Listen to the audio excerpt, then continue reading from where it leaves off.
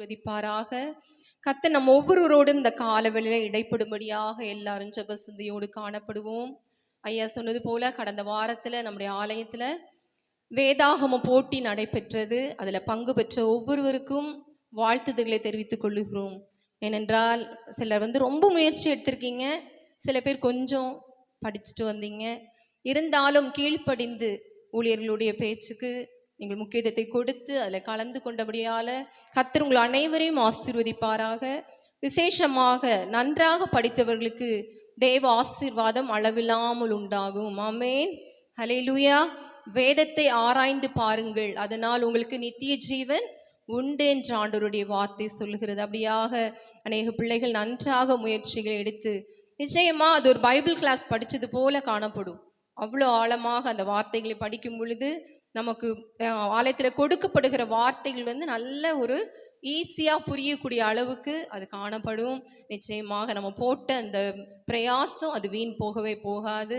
கர்த்தர் நம்ம அதிகமாய் ஆசீர்வதிப்பாராக. நேற்று இரவில் தான் அதற்கான சர்டிஃபிகேட்ஸ் ரெடியாச்சு. அதனால நம்ம அடுத்த வாரத்தில் அந்த பரிசுகளை நம்ம கொடுத்து கொள்ளலாம். கர்த்தர் அதிகமாய் ஆசீர்வதிப்பாராக. கிட்டத்தட்ட ஒரு 40 கொஷின் பேப்பர் போட்டும் 2-3 தான் மீதி இருக்கிறது.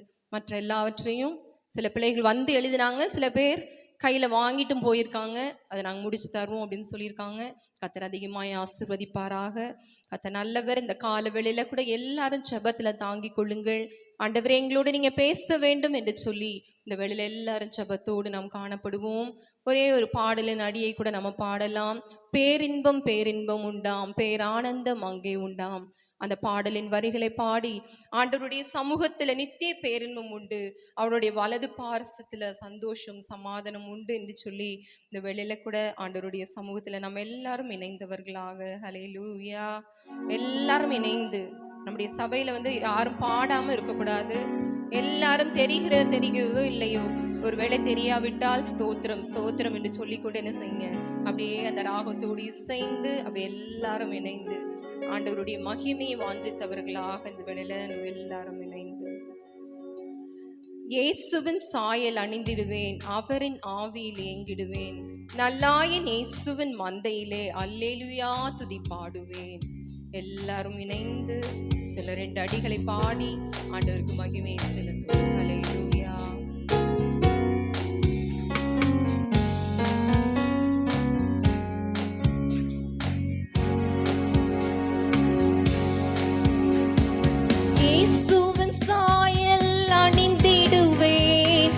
அவரின் ஆவியில் இயங்கிடுவேன், இயேசுவின் சாயல் அணிந்திடுவேன், அவரின் ஆவியில் இயங்கிடுவேன், நல்லாயின் இயேசுவின் மந்தையிலே அல்லேலூயா துதி பாடிடும். எல்லாரும் இணைந்து உங்களுடைய சத்தத்தை ஆண்டவர் கேட்கும்படியாக எல்லாரும்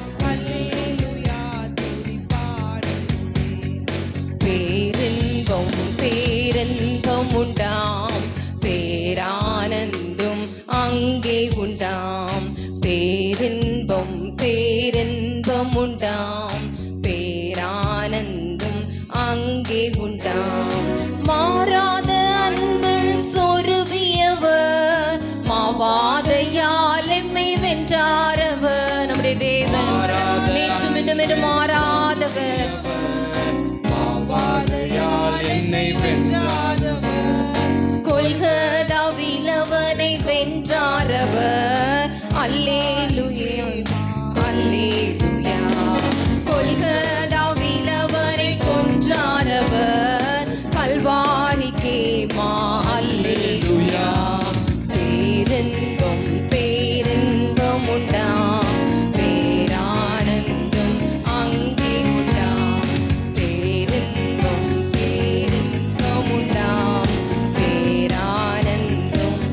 எல்லாரும் சந்தோஷமா இணைந்து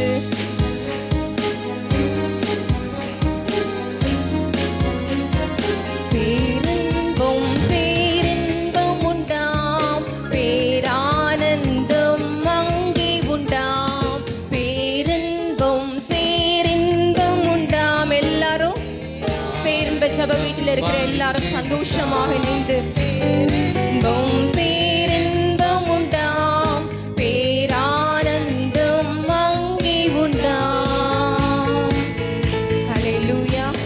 தலைகளை தாழ்த்துவோம். ஆண்டவரே, அன்பினேசுவே, இந்த கால வேளைக்காக நன்றி செலுத்துகிறோம். மரித்து எங்களுக்காக ஜீவனை விட்ட தேவன் ராஜா, ஆனாலும் ஆண்டவரே 3ஆம் நாளிலே ஜீவனோடு எழுந்தீர் ராஜா. அந்த ஜீவனின் வல்லமை இந்த கால வேளையில் அப்பா நாங்கள் ஆராதிக்கிறோம், உமக்கு மகிமையை செலுத்துகிறோம் ஐயா. யாரெல்லாம் இந்த வேளையிலே சோர்ந்து போய் வந்திருக்கிறார்களோ, உம்முடைய ஜீவனுள்ள வார்த்தைகள் ஆண்டவரே அப்பா ஜீவன் கொடுக்கட்டும் ஆண்டவரே அப்பா. எல்லாம் உலர்ந்த எலும்புகளும் உயிர் பெறட்டும் ராஜாவே. ஒவ்வொருடைய வாழ்க்கையிலும் செழிப்புகளை பேசுகிறோம் ஆண்டவரே. உடைய மகத்துவங்கள் ஒவ்வொருவரையும் விடுவிக்கட்டும் ராஜா. எல்லாரையும் நீங்க ஆசீர்வதிங்க, அடிமையும் பலப்படுத்துங்க, நாம மாத்திரம் மகிமைப்படட்டும். இயேசுவின் மூலம் ஜெபத்தை கேளும் ஜீவனுள்ள நல்ல பிதாவே, ஆமேன். கர்த்தருடைய பரிசுத்த நாமம் மகிமைப்படட்டும். மீண்டுமாக எல்லாரையும் வாழ்த்துகிறேன். கர்த்தர் இந்த மாதத்திலே நமக்கு கொடுத்ததான ஆண்டவருடைய வார்த்தைகளை அந்த ஒரே ஒரு வசனத்தை மட்டும் சொல்லிட்டு அதிலிருந்து வேற விதமாக இந்த நாளிலே ஆண்டவருடைய வார்த்தைகளை தியானிக்க இருக்கிறோம். யாத்திராகம புஸ்தகம் ஆதியாகமத்தின் புஸ்தகம் 32:28.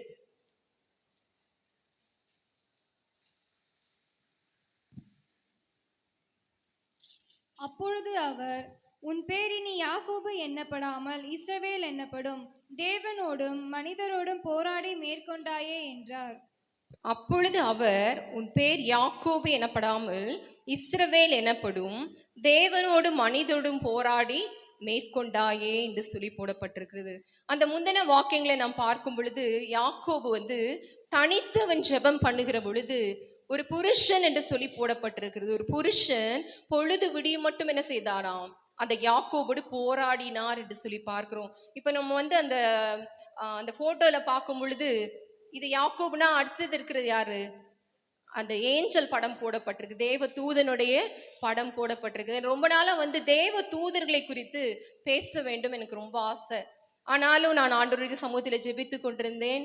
ஆண்டவர் இந்த நாட்களில் சில கன்ஃபர்மேஷன் ஆண்டவர் கொடுத்தார். ஆகையினால இந்த நாளிலே கூட அந்த வார்த்தைகளை பேச கர்த்தர் நமக்கு உதவி செய்வாராக, தியானிக்க கர்த்தர் நமக்கு உதவி செய்வாராக. நிச்சயமாகவே அது உடனே ஒரே ஒரு அரை மணி நேரத்தில் பேசக்கூடிய வார்த்தைகள் அல்ல. ஏனென்றால் வேதாகமத்திலிருந்து பார்க்கும் பொழுது பல மணி நேரங்கள் பேசக்கூடிய சக்தியும் அந்த தேவ தூதர்களினால காணப்பட்டிருக்கிறது. நம்முடைய ஆதியாகம புஸ்தகத்திலிருந்து வெளிப்படுதல் வரைக்கும் அநேக இடங்களிலே தேவ தூதர்களை குறித்து போடப்பட்டிருக்கிறது.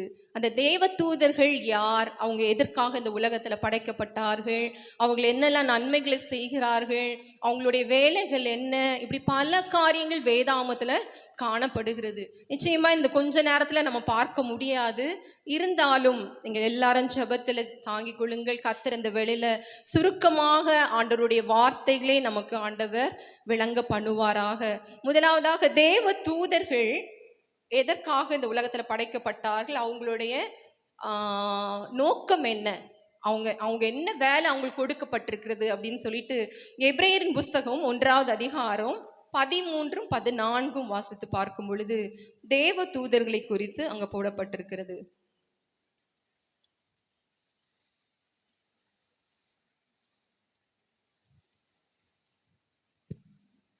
மேலும் நான் உம்முடைய சத்துருக்களை உமக்கு பாதபடி ஆக்கி போடும் வரைக்கும் நீர் என்னுடைய வலது பரிசத்தில் உட்காரும் என்று தூதர்களில் யாருக்காவது எப்போதாகிலும் அவர் சொன்னது உண்டா? அடுத்த வசனம். ரட்சிப்பை சுதந்தரிக்க போகிறவர்கள் சுதந்தரிக்க போகிற நிமித்தமாக ஊழியம் செய்யும்படிக்கு அவர்கள் எல்லாரும் அனுப்பப்படும் பணிவிடை ஆவிகளாய் இருக்கிறார்கள் அல்லவா? ஹல்லேலூயா.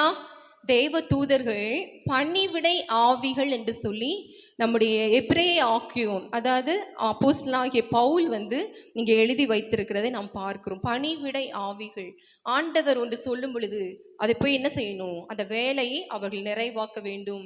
என்னுடைய மகள் இங்கே இருக்காங்க, இந்த கஷ்டத்தில் இருக்காங்க, என்னுடைய மகன் அங்கே என்ன பண்ணுறாங்க, வெளியே போயிட்டு இருக்காங்க, அவங்களுக்கு நீ போய் இந்த வேலையை செய், அதை வேலையை செய்யின்னு சொல்லிட்டு ஆண்டவர் சொல்ல சொல்ல இந்த பிள்ளைகள் என்ன செய்வாங்க, பரலோகத்திலிருந்து இவர்கள் நமக்கு உதவி செய்கிறவர்களாக, பணிவிடை ஆவிகளாக. ஹல்லேலூயா. நம்ம நிச்சயமா நம்முடைய வாழ்க்கையில் ஏதாவது நம்ம கொட முடியல அப்படி சொன்னா நம்ம வீட்டில் என்ன பண்ணுவோம், யாராவது ஒருத்தர் வேலைக்கு வச்சுக்கலாம், அப்போ நமக்கு என்ன செய்வாங்க, அவங்க நமக்கு உதவியா இருப்பாங்க அப்படி சொல்லி என்ன பண்ணுவோம், அநேகர் அப்படி வைக்கிறது உண்டு. பணிவிடை செய்யும்படியாக ஒரு வயதானவர்கள் இருக்கிறாங்கன்னா என்ன செய்வாங்க, அவங்களுக்கு உதவி செய்கிறதுக்கு யாரையாவது அவங்கள வேலைக்கு வைத்துக் கொள்வாங்க. அதே போல கர்த்தர் யாரெல்லாம் ஆண்டவர் மூலமா ரட்சிக்கப்பட்டிருக்கிறார்களோ அவர்களுக்கு பணிவிடை செய்யும்படியாக ஆண்டவர் என்ன செய்திருக்கிறாராம், பணிவிடை ஆவிகளாக அந்த தேவ தூதர்களை வைத்திருக்கிறார். ஹல்லேலூயா. அப்ப நமக்கெல்லாம் ஒவ்வொரு தேவ தூதர்கள் இருக்காங்களா? ஹல்லேலூயா. நம்ம எல்லாம் பாக்கியவான்கள். ஹல்லேலூயா. கர்த்தர் நல்லவர். நிச்சயமாக இந்த தேவ தூதர்கள் எப்பொழுது படைக்கப்பட்டார்கள் என்றால், இந்த உலகம் உண்டாகிறதற்கு முன்பதாகவே அவர்கள் படைக்கப்பட்டிருக்காங்க. நம்ம ஃபர்ஸ்ட் நமக்கு தெரிஞ்சது என்னது, முதலாவது வசனம், ஆதியிலே தேவன் வானத்தையும் பூமியையும் சிருஷ்டித்தார் அப்படின்னு சொல்லி பார்க்குறோம்ல.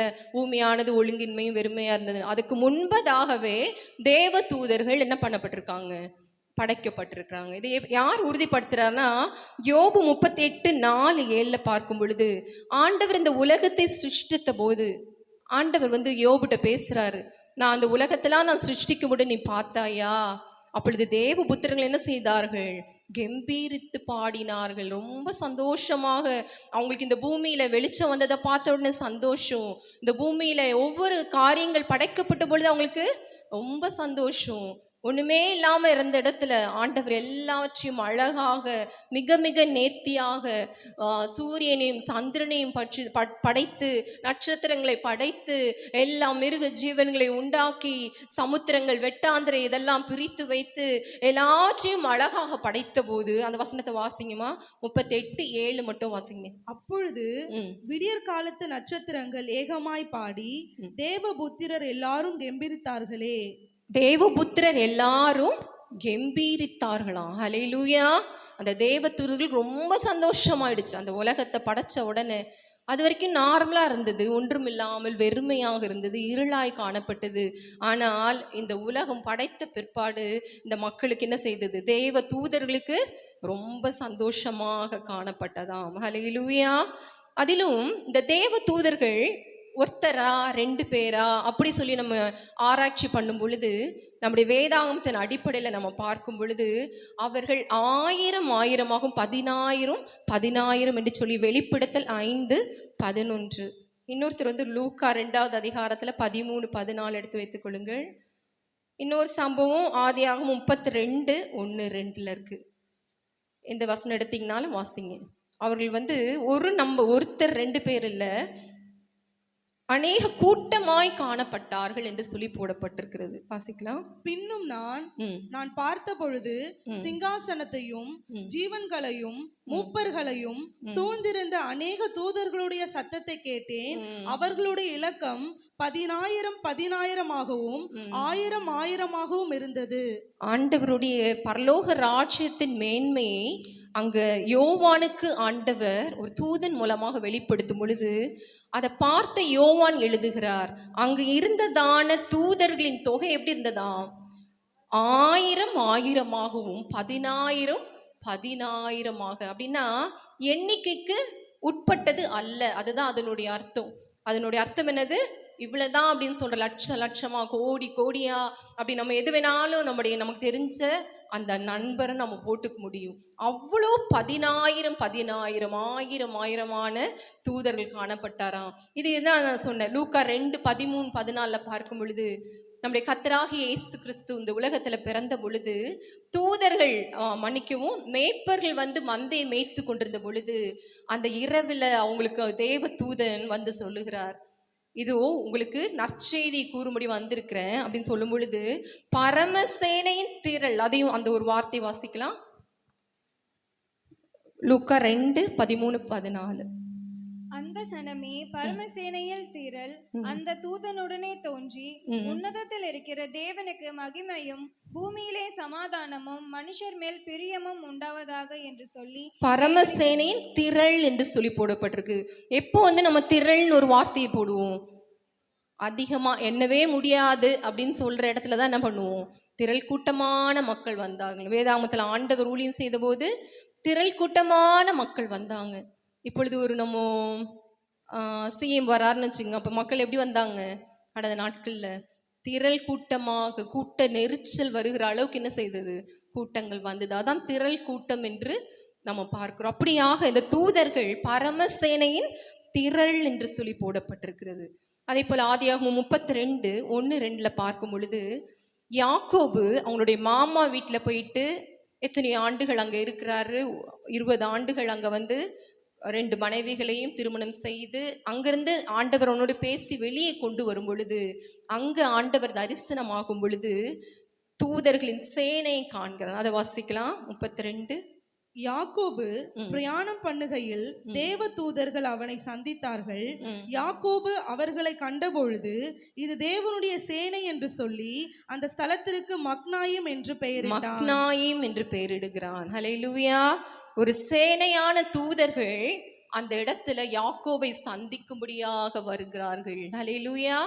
இப்போ முதல்ல நம்ம என்ன பார்த்தோம், தூதர்களுடைய வேலை என்னன்னு சொல்லி பார்த்தோம். நமக்கு ஒரு பணிவிடை செய்யும்படியாக கர்த்தர் நமக்கு கொடுத்திருக்கிறார். அதை போல இங்கே நம்ம பார்க்கும் பொழுது இந்த தூதர்கள் எப்படி இருக்கிறாங்க, எண்ணிக்கைக்கு அடங்காதவர்களாக, எண்ண முடியாத அளவுக்கு திரள் கூட்டமாக ஒரு சேனையாக அவர்கள் காணப்படுகிறார்கள். ஹல்லேலூயா.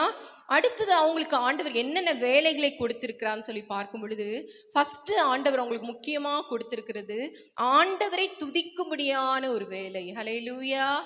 ஆண்டவர் என்ன செய்தார்கள், ஓயாமல் துதித்து கொண்டே இருக்கிறார்கள். அதுக்கு முக்கியமா ஏசாயா 6:1-4 நாம் பார்க்கும் பொழுது, உசியா ராஜா மரணம் அடைந்த நாட்களில் ஒரு தரிசனத்தை இந்த ஏசாயா தீர்க்கதரிசி பார்க்கிறார். அங்க ஆலயத்துல தேவனுடைய மகிமை அங்க மூடி இருக்கிறது. அங்க இருந்ததான அந்த சேராபீன்கள் என்ன செய்தார்களாம், ஓயாமல் அவங்களுக்கு மொத்தம் 6 செட்டைகள் இருக்கிறது. 2 செட்டைகளை என்ன செய்கிறார்களாம், முகத்தை மூடி, 2 செட்டைகளினால தங்களுடைய கால்களை மூடி, 2 சட்டைகளினால என்ன செய்கிறார்கள், அவர்கள் பறந்து என்ன செய்தார்கள் என்றால், சேனைகளின் கர்த்தர் பரிசுத்தர் பரிசுத்தர் பரிசுத்தர். ஹல்லேலூயா.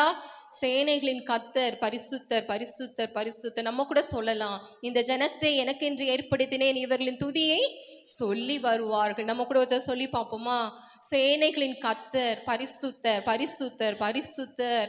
அவரை போல ஒரு பரிசுத்தம் உள்ள தேவன் இந்த உலகத்துல யாருமே இல்லை. ஹல்லேலூயா. தேவனுடைய நாமம் மகிமைப்படுவதாக. அப்போ அவங்களுடைய வேலை என்னது, ஆண்டவரை துதிக்கிறதான வேலை. இந்த லூக்கால நம்ம இப்ப வாசித்தோம்ல, ஆண்டவருடைய பிறப்பிலப்ப அவங்க என்ன பாடினாங்க, உன்னதத்தில் இருக்கிற தேவனுக்கு மகிமை, பூமியில சமாதானம், மனுஷர் மேல பிரியம் உண்டாவதாக என்று தேவனை பாடி துதித்தார்கள். ஹல்லேலூயா. இப்படியாக ஆண்டவரை துதித்ததாக சில இடங்களில் என்ன செய்யப்பட்டிருக்கிறது, பதிவு செய்யப்பட்டிருக்கிறது. ஹல்லேலூயா. இதுதான் தேவ தூதர்களுடைய முக்கியமான ஒரு பிரதானமான வேலையாய் காணப்படுகிறது. ஹல்லேலூயா. அடுத்ததாக நம்முடைய தூதர்களுடைய ஸ்தானங்கள் அப்படின்னா, ஒரு அரசவை இருக்கிறதுனா அதுல என்ன செய்வார்கள், சில ஸ்தானங்கள் இருக்கும்ல, அந்த மாதிரி ஏதாவது அவங்களுக்கு ஒரு பவர் இருக்கிறதா, அவங்களுக்கு ஒரு தமிழ்ல எப்படி சொல்றதுன்னு தெரியல, ஸ்தானங்கள், பொறுப்பு சொல்லலாம், பொறுப்பு இல்லை பதவிகள் அவங்களுக்கு ஒரு உயர் பதவிகள் அப்படி இருக்குன்னா அப்படியும் இருக்கிறது. அதுல பிரதான தூதனாக மீகாவேல் என்றதான ஒரு தூதனை ஆண்டவர் என்ன செய்திருந்தார், நியமித்து வைத்திருந்தார். பிரதான தூதன் மீகாவேல். அவனுடைய வேலை என்ன தெரியுமா, இப்ப யுத்தம் பண்ணுகிறது தான் அவனுடைய வேலை. தம்முடைய பிள்ளைகளுக்கு யாராவது விரோதமாய் வந்தா என்ன செய்வான், போய் அவங்கள்ட்ட யுத்தம் பண்ணுவான். தானியேல்ல நம்ம அதை வாசிக்க முடியும். அவர் உபவாசித்து ஜெபிக்கும் பொழுது அந்த பிசாசின் தூதர்கள் அந்த ஆண்டவருடைய பதிலை கொடுப்பதற்கு தடை பண்ணுகிறார்கள். அந்த இடத்துல இந்த மிகாவேல் போய் என்ன செய்கிறாராம், அவங்களை தடை அந்த அவனோட யுத்தம் பண்ணி அந்த பதிலை கொண்டு வருகிறதற்கு 21 நாட்கள். நீ ஜெபம் பண்ணின தொடங்கின பொழுதே உனக்கு பதில் வெளிப்பட்டது. ஆனாலும் சத்துரு என்ன பண்ணிட்டான், அதை தடை பண்ணினா. ஹல்லேலூயா. அந்த கால வேளையில கூட அநேகர் இந்த வேளையில நான் ரொம்ப நாள் ஜெபித்துட்டு இருக்கிறேன், ஆனா எனக்கு பதில் வரமாட்டேங்குது, ஆண்டவர் என்னுடைய சத்தத்தை கேட்கிறாரா இல்லையா அப்படி சொல்லிட்டு நிறைய பேர் கலங்கி கொண்டிருக்கிறீங்க. நிச்சயமாகவே ஆண்டவர் மீகாவேலை அனுப்புவாராக. ஆமென். கர்த்தர் நிச்சயமாய் தம்முடைய பிரதான தூதனாகிய மீகாவேலை அனுப்பி நமக்கான ஒரு பதில்களை, நமக்காக யுத்தம் பண்ணத்தக்கதாக, நமக்கு வெற்றிகளை தரத்தக்கதாக அனுப்புவாராக. ஹல்லேலூயா. வேதத்துல பேர் போடப்பட்டதான தூதர்கள் சில பேர் தான். அதுல வந்து மீகாவேல் உண்டு, அடுத்தது காப்ரியேல். ஹல்லேலூயா. காப்ரியேல் தூதனுக்கு வந்து நற்செய்தியை சொல்லுகிறதான ஒரு தூதன். ஹல்லேலூயா. எந்த இடத்துல அவர் நற்செய்தியை சொன்னாரு? தானியேல் இல்லையா? சரி, அப்புறமா இயேசுவினுடைய பிறப்புல என்ன செய்கிறார்? நற்செய்தியை கூறுகிறார். அந்த மரியாளுக்கு ஆண்டவருடைய தூதன் காப்ரியேல் வந்து அவள் இருந்த வீட்டிலே தேவ தூதன் பிரவேசித்து என்ன செய்கிறாள்? கிருபை பெற்றவளே வாழ்க, உன்னிடத்திலிருந்து பரிசுத்தமான தேவன் ஒரு சந்ததி வரப்போகிறது என்று சொல்லி வாழ்த்துகிறதை பார்க்கிறோம். அது நற்செய்தியா இல்ல தீய செய்தியா? நற்செய்தி. எத்தனையோ ஸ்திரீகள் அதற்காக காத்து கொண்டிருந்த நேரத்துல கன்னி மரியாளை ஆண்டவர் தெரிந்தெடுத்தார். ஹல்லேலூயா. இந்த கால வெளியில கூட ஆண்டவர் நமக்கு காப்ரியேல் தூதனை அனுப்புவாராக. எத்தனை பேர் நற்செய்திக்காய் காத்து கொண்டிருக்கிறீங்க? கரங்களை உயர்த்தி காட்டலாமா? ஒரு நல்ல செய்தி எனக்கு வர வேண்டும், எனக்கு நல்ல செய்திகள் வர வேண்டும். அது என்ன செய்தியா இருந்தாலும் சரி, நல்ல செய்திகள். ஹல்லேலூயா. உங்களுக்கு ப்ரமோஷன் கிடைக்க போகுது. ஹல்லேலூயா. நீங்க எந்தெந்த காரியங்களை எதிர்பார்த்து கொண்டிருக்கிறீர்களோ நல்ல செய்திகள் உங்களை தேடி வருகிறது. ஹல்லேலூயா. தேவன் காப்ரியேல் தூதனை நற்செய்திகளை கொண்டு போகும்படியாக வைத்திருந்தார் என்று சொல்லி பார்க்கிறோம். இன்னொரு தூதன் பேர் இருக்கிறது லூசிஃபர். லூசிஃபர் வந்து ஆண்டவரோடு சந்தோஷமா இருந்திருக்காரு. ஆனா அவனுக்குள்ள ஒரு மேட்டிமை வந்தது நிமித்தமாக தள்ளப்பட்டதான தூதனாக ஒரு சாத்தானாக மாறிவிட்டான். இந்த நாட்களில் சாத்தான்னு சொல்லப்படுகிறதான ஒரு தூதன். அவனுக்குள்ள நல்ல நல்ல காரியங்கள் எல்லாம் எசேக்கியேலின் புஸ்தகத்துல எழுதப்பட்டிருக்கிறது. அநேக இசை கருவிகள் எல்லாம் அவனுக்குள்ளேயே இருக்குமா. அவ்வளோ இன்பில்ட்டா எல்லா இசை கருவிகளோடு ரொம்ப நல்ல ஒரு மேன்மையாக இருந்த தூதன் அவனுக்குள்ள மேட்டிமை வந்தது. என்னன்னா, ஆண்டவருக்கு நான் நிகராயிடுவேன், ஆண்டவருக்கு நான் இணையாயிடுவேன் அப்படின்னு சொல்லிட்டு ஒரு மேட்டிமை வரும் பொழுது ஆண்டவர் என்ன செய்கிறார்? தூதனா இராதபடிக்கு தள்ளி விடுகிறார் என்று சொல்லி பார்க்கிறோம். நிச்சயமாக இதை முக்கியமாக குறிக்கப்பட்டதான பெயர்கள் சேராபீன்கள் என்று சொல்லி தூதர்களை குறித்து நம்ம இப்போ வாஸ்துல ஏசாயா தீர்க்கதரிசன புஸ்தகத்துல அப்படிப்பட்டதான காரியங்கள் வேதாகமத்துல எழுதப்பட்டிருக்கிறது. சரி, இதெல்லாம் வந்து மேலோக காரியங்கள் வைத்துக்கொண்டா நமக்காக தூதர்கள் எப்படி செயல்படுறாங்க அப்படின்னு சொல்லி பார்க்கும் பொழுது அநேக காரியங்களை நாம் வாசிக்க முடியும். எல்லாருக்கும் நன்கு தெரிந்ததான சங்கீதம் 91:11-12 என் பாதம் கல்லில் இடராதபடிக்கு அவர் தம்முடைய தூதர்களுக்கு கட்டளை இடுவார், அவர்கள் என்ன செய்வார்கள்? தங்கள் கரங்களிலே என்னை ஏந்தி கொண்டு போவார்கள். ஹல்லேலூயா. நிச்சயமா வெளியே போயிட்டு வர்றது என்பது சாதாரண காரியம் அல்ல. எங்கு பார்த்தாலும் நேற்று யாரோ என்கிட்ட பேசிட்டு இருந்தாங்க, சும்மா நடந்துதாமா போயிட்டு இருந்தாங்க, வண்டியில கூட போகல, அப்படி சும்மா நடந்து. சகோதரி சொன்னாங்க நடந்து தான் போயிட்டு இருந்தாங்க, அவங்க மேல என்ன செய்ததான் வண்டி இடித்து உடனே ஸ்பாட் அவுட் ஆகிட்டாங்க. வண்டியில போறாங்க, அவங்களுக்கு கணவனும் மனைவியுமாக போறாங்க, உடனே மறித்து விடுகிறார்கள். இப்படிலாம் பார்க்கும் பொழுது மிகுந்த வேதனை. அவங்களை நம்பி இருந்த பிள்ளைகள் எல்லாம் கைவிடப்படுகிற சூழ்நிலை. ஆனால் நமக்கு ஆண்டவருடைய பிள்ளைகளுக்கு கர்த்தர் கொடுத்திருக்கிற வார்த்தை என்னவென்றால், என் பாதம் கல்லில் இடராதபடிக்கு அவர் தம்முடைய தூதர்களை கட்டளையிடுவார். ஹல்லேலூயா. இதெல்லாம் நாம் ஒவ்வொரு நாளும் அறிக்கை செய்து ஜெபித்துட்டு என்ன செய்யணும்? வீட்டை விட்டு கிளம்பணும்.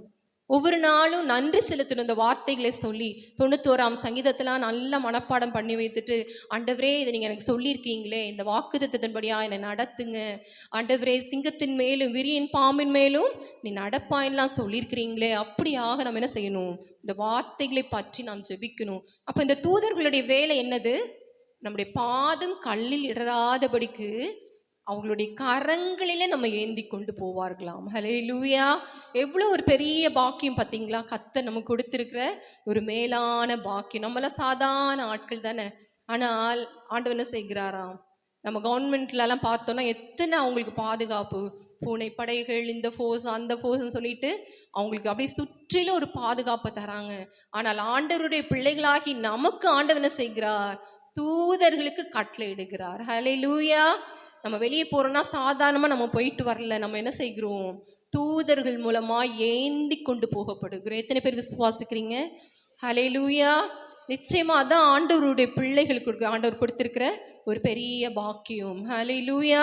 சங்கீதம் 34:7 பார்க்கும் பொழுது, தமக்கு பயந்தவர்களை கர்த்தர் செய்தாராம், சூழ பாளையம் இறங்கி அவர்களை விடுவிக்கிறார் என்று சொல்லி போடப்பட்டிருக்கிறது. வாசிக்கலாம். சங்கீதம் 34:7. கர்த்தருடைய தூதன் அவர்களுக்கு பயந்தவர்களை சூழ பாளையம் இறங்கி அவர்களை விடுவிக்கிறார். ஹல்லேலூயா. ஆண்டவருக்கு மட்டும் நம்ம பயந்திருப்போம் என்றால் ஆண்டவர் என்ன செய்கிறாராம், நமக்கு வருகிற பிரச்சனைகள் போராட்டங்கள் மத்தியில நம்மை சூழ பாளையம் இறங்கி நம்மை விடுவிக்கிறார். ஹல்லேலூயா. எத்தனை பேர் நம்ம இந்த காலவேளையில் அதை நம்புகிறோம்? ஆண்டவர், நான் ஆண்டவருக்கு பயந்திருக்கிறேன், ஆகையினால ஆண்டவர் என்ன செய்கிறார், என்னை விடுவித்து கொண்டே இருக்கிறார். எத்தனையோ கஷ்டங்கள் எனக்கு வந்தது, என் பேரை கெடுக்கிற வண்ணமாக காரியங்கள் நடந்தது, என்னை ஒன்றுமில்லாமல் ஆக்கும்படியான காரியங்கள் வந்தது. இந்த மாதிரி சூழ்நிலைகள் எல்லாம் கர்த்தர் என்னை விடுவித்தார். ஹல்லேலூயா. ஒரு நல்ல எக்ஸாம்பிள்னா தானியேலின் புஸ்தகத்துல 2 காரியங்கள், ஷாத்ராக் மேஷாக் ஆபத்நேகோவை நம்ம பார்க்கும் பொழுது அந்த இடத்துல என்ன செய்யப்படுகிறது, அக்னி சூளைக்குள்ளதாக அவர்கள் போடக்கூடியதான ஒரு சூழலை. ஆண்டவருக்கு பயந்த பிள்ளைகள் அந்த பொற்சிலையை நாங்கள் வணங்க மாட்டோம் என்று சொல்லி அவர்கள் என்ன பண்றாங்க, ஸ்ட்ராங்கா நிற்கிறாங்க. அவர் எங்களை விடுவிக்காமற் போனாலும் நாங்க என்ன செய்ய மாட்டோம், நீர் நிறுத்தின பொற்சிலையை நாங்கள் வணங்க மாட்டோம். தானியேல் 3வது அதிகாரத்தில் அந்த சம்பவத்தை நாம் பார்க்கிறோம். எத்தனை பேர் அப்படி நம்ம உறுதியா இருக்க முடியும், ஆண்டவருக்காக உண்மையா இருக்க முடியும்? நம்ம இங்கே ஒரு கால் வெளியே போனால் வேற மாதிரி நடந்துக்கிறது, அவங்க கூட சேர்ந்து இப்படி செய்கிறது அப்படி செய்கிறது, அப்படி அல்ல. உண்மையாய் பயந்து நம்ம ஆண்டவருக்கு பயந்து நடக்கும் பொழுது ஆண்டவர் என்ன செய்கிறார், நம்ம விடுவிக்கிறார். அதை பின்னாடி ராஜா அதை எடுத்து சொல்லுவார் பாருங்களேன். அக்னி சூழல போடுறாங்க, 7 மடங்கு ஆக்கப்படுகிறது, ஆனால் அவர்கள் விடுதலையாய் உலாவுகிறார்கள். 3 பேரை போட்டுமே 4 பேரா தெரியுதேன்னு ராஜா பிரமித்து அவங்களை வெளியே வர சொல்லுகிறார். 3 பேர் தான் வராங்க, ஆனால் அவங்களுக்கு எந்த சேதமும் இல்லை. நம்ம பெண்களுக்கு தெரியும், அடிக்கடி நம்ம என்ன செய்வோம், ஸ்டவ்ல வேலை பார்க்கும்போது டெய்லி சூடு வாங்குறவங்களும் இருப்பாங்க. அடிக்கடி என்ன செய்வோம், லேசா அப்படி பட்டுட்டா போதும், உடனே அப்படியே கொப்பளமாக மாறும். ஆனால் அந்த எரிகிற அக்னி சூளையில போடப்பட்டதான ஷாத்ராக் மேஷாக் ஆபத்நேகோ ஆண்டவருடைய பிள்ளைகள் விடுதலையாய் உலாவுகிறார்கள். எந்த சேதமும் இல்லை. அவங்களுக்கு அந்த அக்னியின் மனம் கூட அவர்கள் மேல என்ன செய்யலையாம், வீசவில்லை. தானியேல் 3:28 அந்த ராஜா வசனித்து சொன்ன வார்த்தைகளை வாசிக்கலாம். அப்பொழுது நேபுகாத் நேச்சார் வசனித்து, ஷாத்ராக் மேஷாக் ஆபேத்நேகோ என்பவர்களுடைய தேவனுக்கு ஸ்தோத்திரம், அவர்கள் தங்களுடைய தேவனை தவிர வேறொரு தேவனையும் சேவித்து பணியாமல் அவரையே நம்பி ராஜாவின் கட்டளையை தள்ளி தங்கள் சரீரங்களை ஒப்பு கொடுத்ததினால் அவர் தமது தூதனை அனுப்பி தம்முடைய தாசரை விடுவித்தார். அவர் தமது தூதனை அனுப்பி தம்முடைய தாசரை விடுவித்தார். ஹல்லேலூயா. அவர்கள் தங்களுடைய தேவன். ஒருவேளை நமக்கு சூழ்நிலைகள் பாதகமாகும் பொழுது நம்ம என்ன செய்வோமோ தெரியாது, எல்லாம் சாதகமா இருக்கும் பொழுது ஆண்டவரை நம்புவோம். ஆனால் அந்த பிள்ளைகள் என்ன செய்கிறார்கள், மரணத்துக்கு ஏதுவாக அக்னி சூளையில போடுறோம் சொன்ன பிறகும் அவங்க நிச்சயமா ஸ்ட்ராங்கா நிற்கிறாங்க. ஒரு காலம் அந்த பொற்சிலையை நாங்க வணங்க மாட்டோம், எங்கள் தேவனை தவிர வேறு ஒரு தேவனை நாங்க என்ன செய்ய மாட்டோம், வணங்க மாட்டோம் என்று நினைத்து அவங்க இருந்தது நிமித்தமாக. இதை சொல்றது யாரு, அந்நிய ராஜா அறிக்கை இடுகிறார். ஆமென். ஹல்லேலூயா.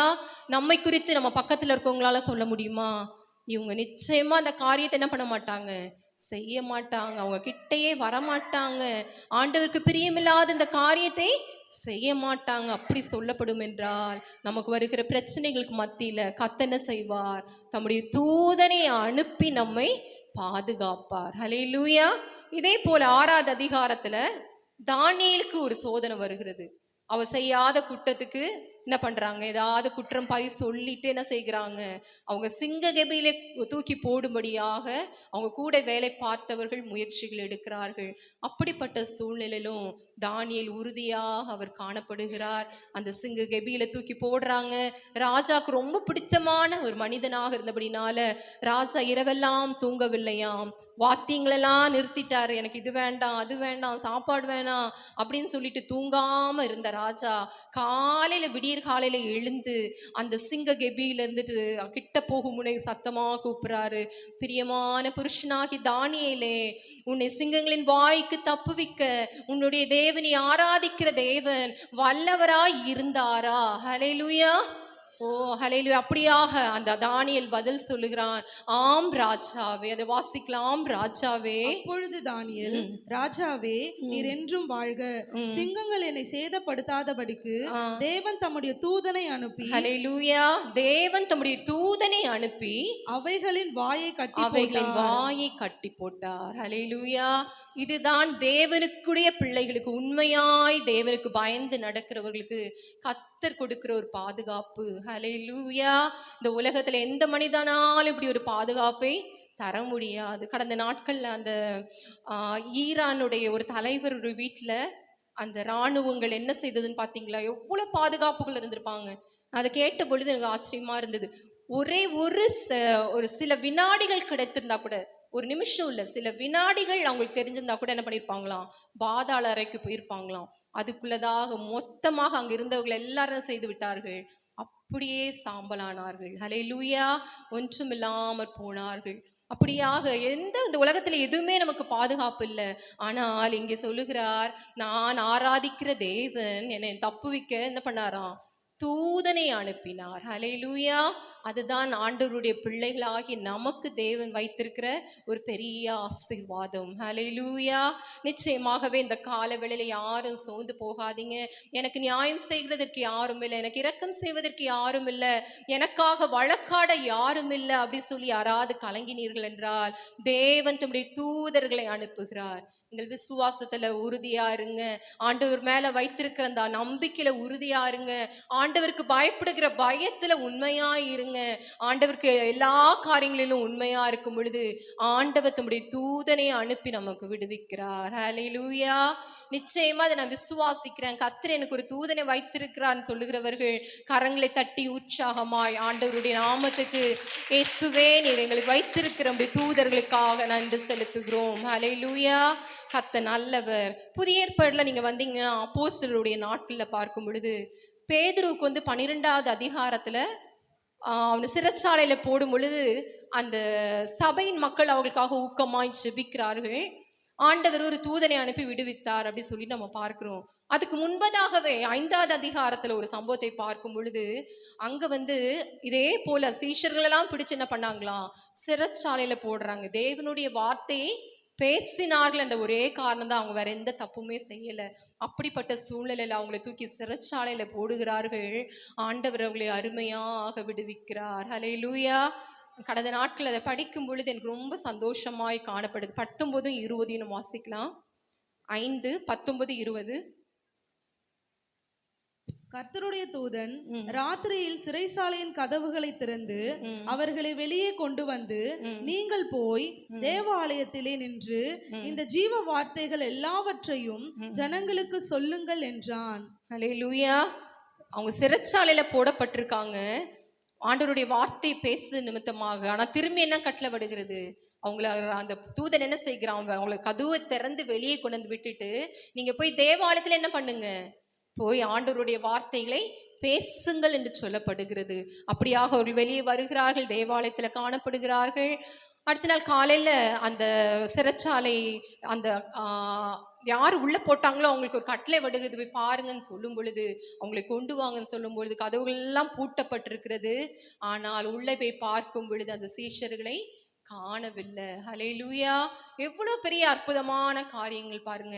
ஆண்டவரால செய்யக்கூடாதது ஒன்றுமே இல்லை. ஆண்டவர் தம்முடைய தூதனை அனுப்பி அவர்களை என்ன செய்கிறாராம், விடுவிக்கிறார். ஹல்லேலூயா. கர்த்தர் தம்முடைய தூதனை அனுப்பி அவர்களுக்கு பயந்தவர்களை ஆண்டவர் விடுவிக்கிறார். ஹல்லேலூயா. நிச்சயமா அநேக உதாரணங்களை நாம் சொல்லிக்கொண்டே போக முடியும்.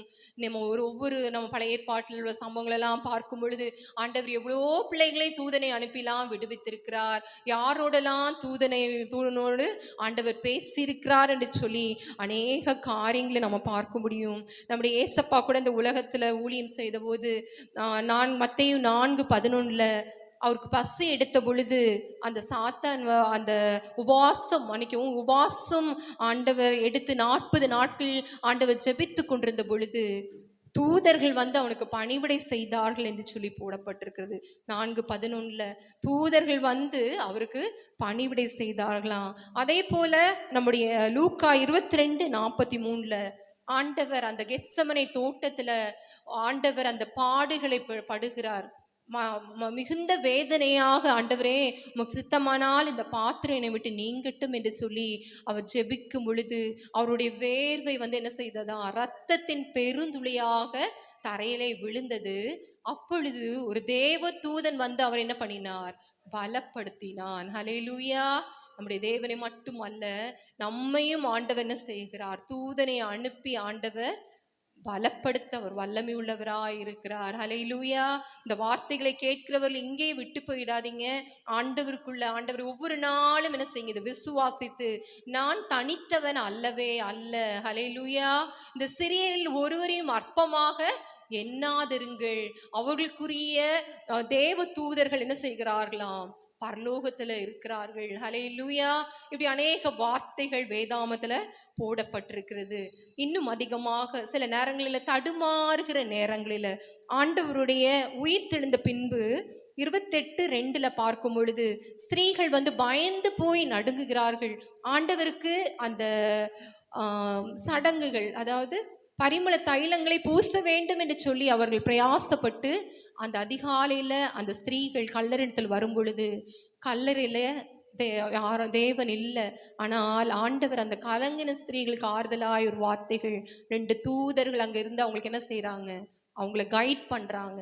நீங்க இப்படி போங்க, அங்க போங்க, சீஷர்களுக்கு போய் சொல்லுங்க, அவர் இங்கே இல்லை, அவர் உயிர் தெழுந்தார், தாம் சொன்னபடியே ஆண்டவர் என்ன செய்தார், உயிர் தெழுந்தார் என்று சொல்லி அவங்களுக்கு ஆலோசனைகளை சொல்லுகிறத பார்க்கிறோம். இன்னுமாக அப்போஸ்தலர் 1:10 நான் வாசித்த பொழுது அங்க போடப்பட்டிருக்கிறது.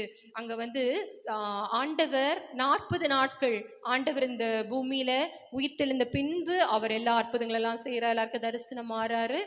பின்பதாக பரலோகத்திற்கு அவர் திடீரென்று எடுத்துக்கொள்ளப்படுகிறார். எப்படி இருக்குன்னு பாருங்களேன். இப்போ நம்ம பேசிட்டே இருக்கும்போது திடீர்னு அப்படியே மேலே எடுத்துக்கொள்ளப்படுகிறார். மகிமையின் மேகமாக அவர் என்ன செய்கிறார், மேகத்தினுடைய எடுத்துக்கொள்ளப்படுகிறார். அப்படியே மக்கள் பார்த்து கொண்டிருக்கும் பொழுது அங்கேயும் தூதர்கள் அவங்களுக்கு சொல்றாங்க, கலிலேயராகிய மனுஷரே, நீங்கள் ஏன் வானத்தை அண்ணாந்து பார்த்து கொண்டிருக்கிறீர்கள்? இந்த கிறிஸ்துவானவர் எப்படி இப்போ இங்க பூமியிலிருந்து எடுத்துக்கொள்ளப்பட்டாரோ அப்படியே மீண்டும் வருவார். ஹல்லேலூயா. எத்தனை பேர் ஆண்டவருடைய வருகைக்காய் காத்திருக்கீங்க? ஆண்டவர் நிச்சயமாய் வருவார். ஆமென் இயேசுவே வாரும். ஹல்லேலூயா. எவ்வளவு அழகாக ஆண்டவர் அந்த ஒவ்வொரு காரியங்களை திகைக்கிற நேரங்களில எத்தனை அற்புதமாய் நடத்துகிறார் என்று சொல்லி பார்க்கிறோம். ஹல்லேலூயா. நிச்சயமாகவே இன்னும் ஒரே ஒரு சம்பவத்தை மட்டும் சொல்றேன் நம்மளுடைய ஆசீர்வாதத்துக்காக. எபிரேயர் 13:2 எபிரேயர் 13:2 அந்நியரை உபசரிக்க மறவாதீங்கள்.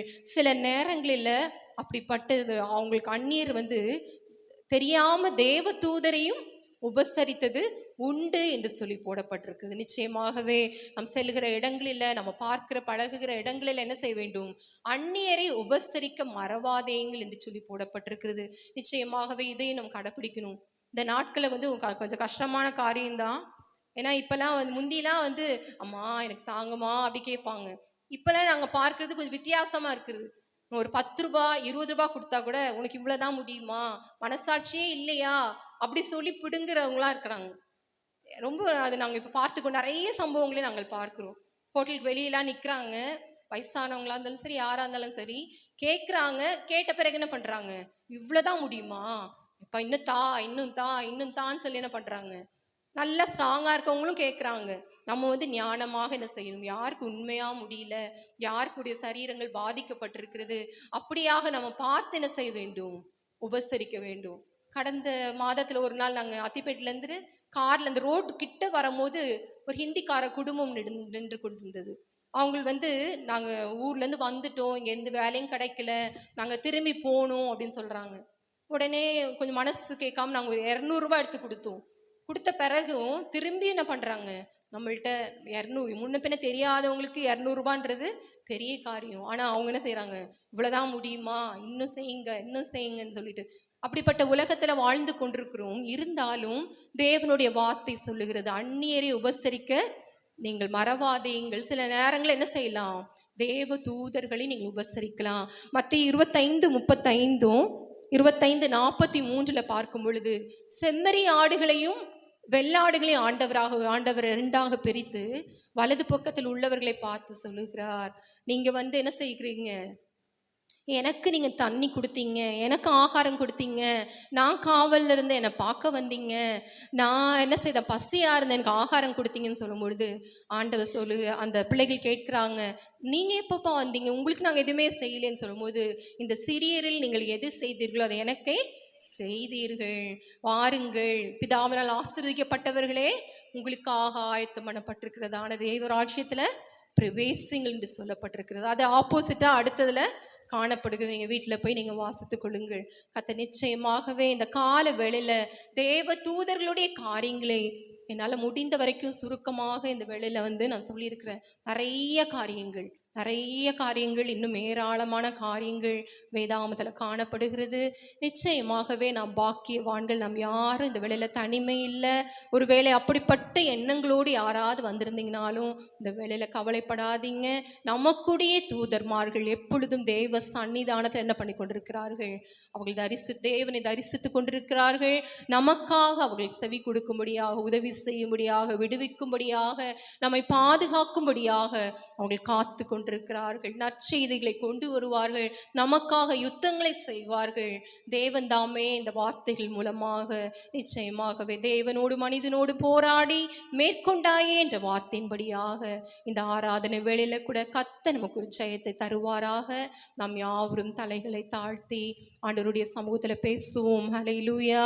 ஆண்டவரே, இந்த கால வேளையில தகப்பனே, ராஜாவே, அப்பா, நீங்க கொடுத்த நல்ல ஆறுதலான வார்த்தைகளுக்காக உமக்கு நன்றி ராஜா.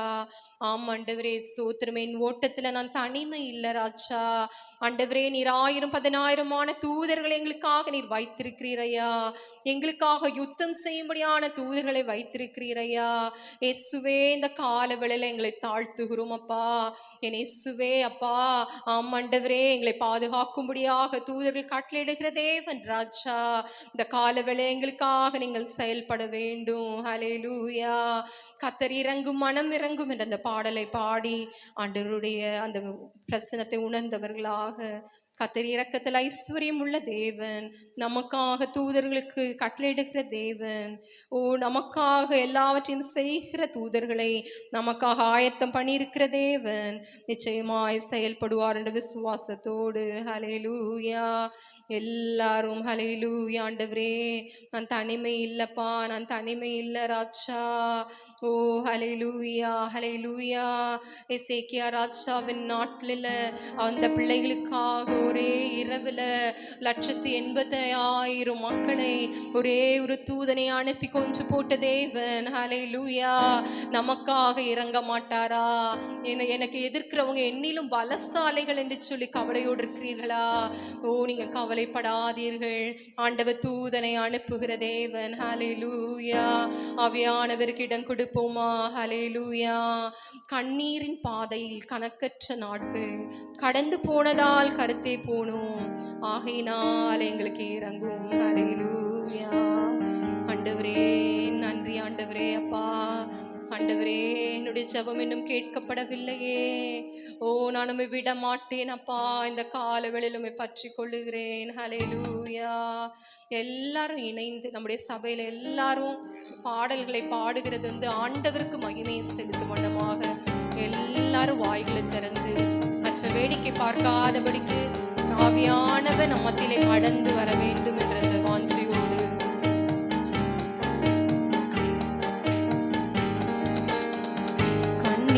பாதையில் கணக்கற்ற நாட்கள் கடந்து போனதால் கருத்தே போனோம். கண்ணீரின் பாதையில் கணக்கற்ற நாட்கள் கடந்து போனதால் கருத்தே போனோம்.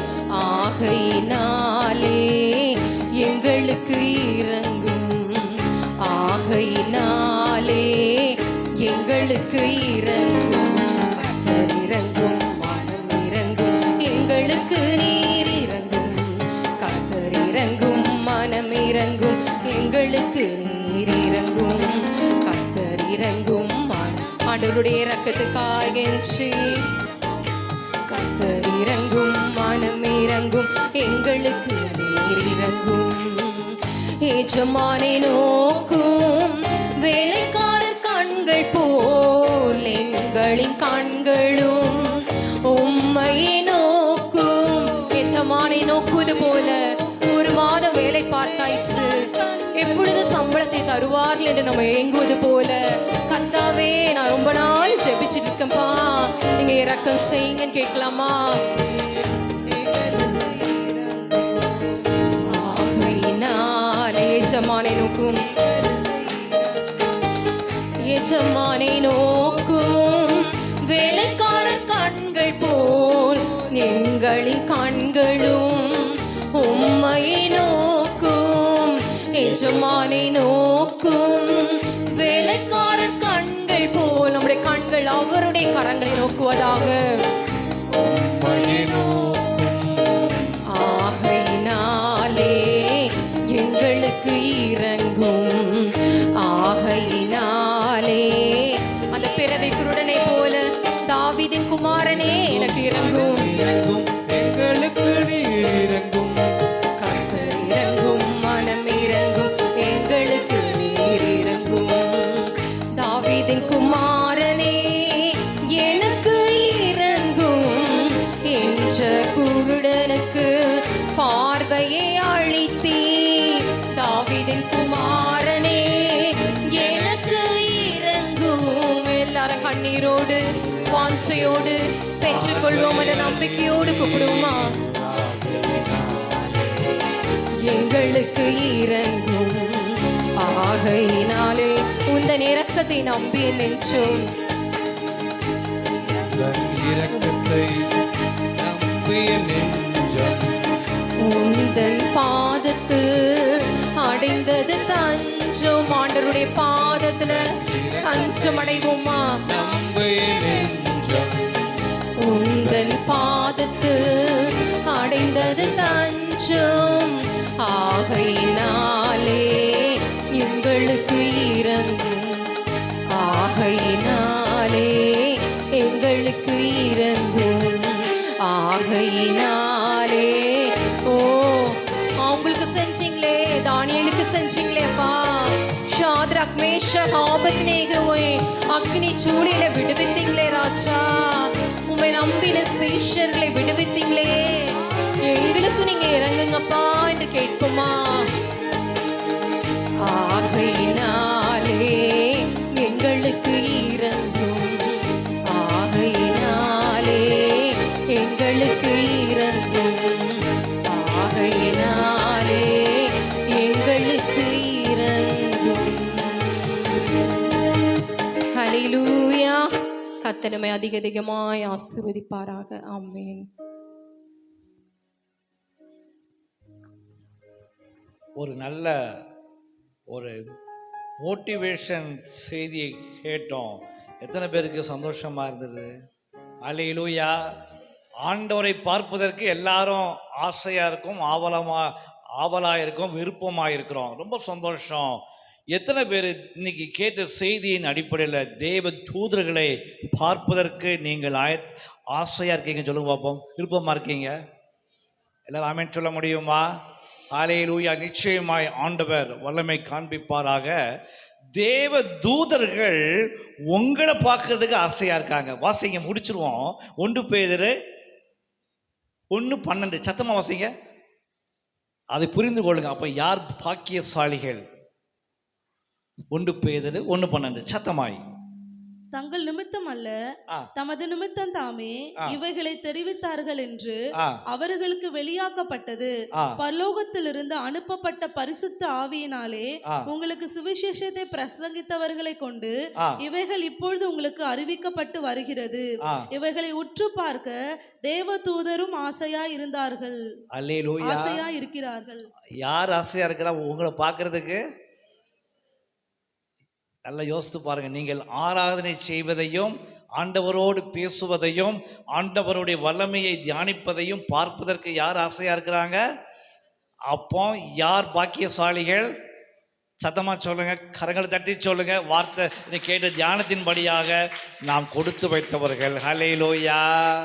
ஹalleluya. மறந்துடாதீங்க, தேவ தூதர்கள் நமக்காக படைக்கப்பட்ட கட்டளையின் ஆவிகள். அதுக்கு மேலே நீங்கள் பண்ணுகிற ஆராதனை பார்ப்பதற்கு இப்பொழுதும் அவர்கள் விருப்பமாய் இருக்கிறார்கள். பயன்படுத்தி கொள்ளுங்கள். ஆமென் சொல்லுவோமா? உங்கள் அதிகாரம், உங்கள் விசுவாசிகளின் அதிகாரத்தை நீங்கள் வாழுகிற நாட்களிலே பயன்படுத்தி கொள்ளுங்கள். ஹல்லேலூயா. உங்கள் மக்கள் அதிகாரம்